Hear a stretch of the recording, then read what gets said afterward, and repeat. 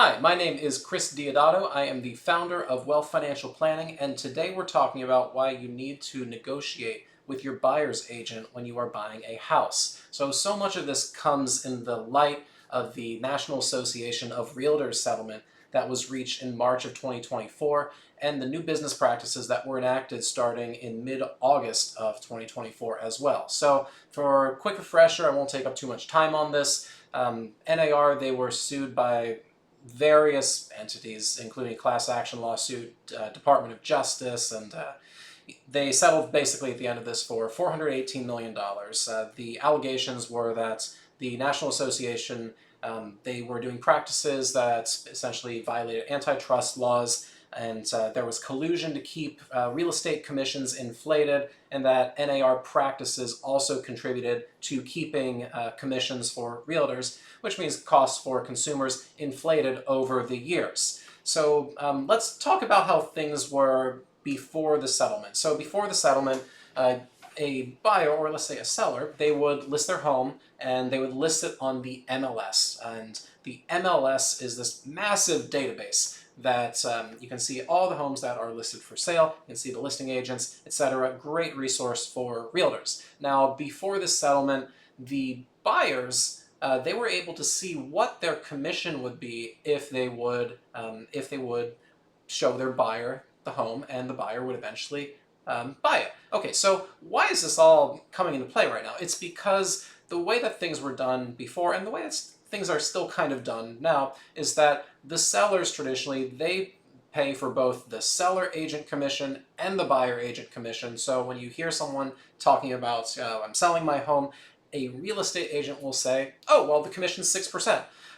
So that is combined for both agents. So typically you would see that divided half and half between the buyer agent and the seller agent. So it's not 6% for the seller, it's more 3 for the seller, 3 for the buyer. And in the past, you would list your home on the MLS. The MLS would say exactly as the buyer, this is the commission. Now, after all these lawsuits said that listing commissions provided a disincentive for buyer's agent to show certain houses that would mean that they would get paid less.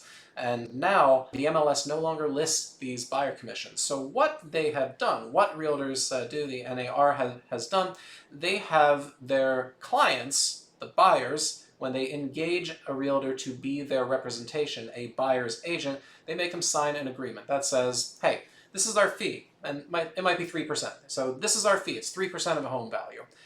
And then they make the buyer sign a clause that says, we're going to try our best to get this 3% from the seller who is offering commission, realtor commission on the home, but in the event that the commission to us isn't, say, 3%, you as the buyer, you're on the hook for paying that out of pocket. Okay, so this is what you need to negotiate now. You don't want to be a buyer stuck at closing with, oh, I have to come up with an extra 6, 7, 8, 10 grand because the buyer agent only offered, say, 2% instead of 3%. So what I recommend when you engage with a buyer agent to say, look, go for it, try your best to get the 3%.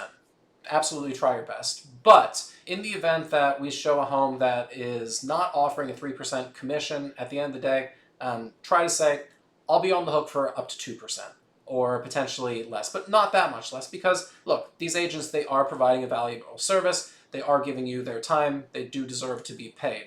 But I would try to negotiate not potentially being on the hook for a full 3%. So that's the first thing. Now, a lot of agents, they probably don't like this. They might say, okay, well, if you're not going to sell this, especially established agents, they're not going to work with you. Okay, so what is your alternative? Unless you really, really want to work with that agent, a viable alternative is something that's called a rebate realtor. Now, these have been around for a couple years. There's still absolutely a slim minority of all realtors out there. These folks, they will give you a portion of the commission that they get as a closing credit or a credit to your closing costs. This could, be worth, say, a realtor gives you 0.5% of the home value on a $500,000 home. You're like, okay, that's worth $2,500. That's awesome. Some other ones, they might offer a full 1%, or even I've seen some that say, we'll give you half. So there are services out there such as Preview. They offer the highest rebates of any brokerage that I've seen. at sometimes over 1.5% of the home value as a rebate. Other venues out there, Simple Showing, they offer one. Redfin offers a very, very small rebate. And then Clever, they offer minimal rebate. It used to be a full percentage point. I think now it's only 500 bucks. Okay, so rebate realtors, I love them. They're great. Rebates are only legal in 40 states. And let's get this pulled up here. So they are legal in every state except for Oregon, and then a big swath of what we would call Tornado Alleys. Not in Tornado Alley, Alaska. You can't get a rebate in Alaska either. But for the vast majority of states, you can get a rebate from your realtor. And it might even be worth asking your realtor, even if they're not a rebate realtor, like, hey, like at the end of the sale, if you say, look, I found the home on Zillow. You only showed me one house. This has been a pretty easy sale for you. Would you mind giving me a cut of your commission as a rebate? Worst they can say is no. Now, rebate realtors in general, so they're getting paid less. And when you get paid less, you're incentivized to, do less. So I generally only encourage using rebate realtors when you're okay with getting a lower level of service. Are you okay with potentially, well, let's just say preview, for instance. They're not going to look through the MLS and send you homes that you might be interested in. That's kind of on you. They might send you like automated lists, that sort of thing, but they kind of want you to look at the individual listings on like a Zillow or a Trulia yourself, and then call up your realtor and say, hey, can I have a showing? So it's a lower level of service. So these are some tips. If you don't have a rebate realtor, absolutely, with your regular buyer agent, negotiate with them that what if clause, so you're not on the hook for a large swath of money in the event that you're working with a seller that isn't offering a top tier commission. Otherwise, rebate realtors are great. These are just a couple of the tips I have for home buyers. I actually wrote a whole ebook on this.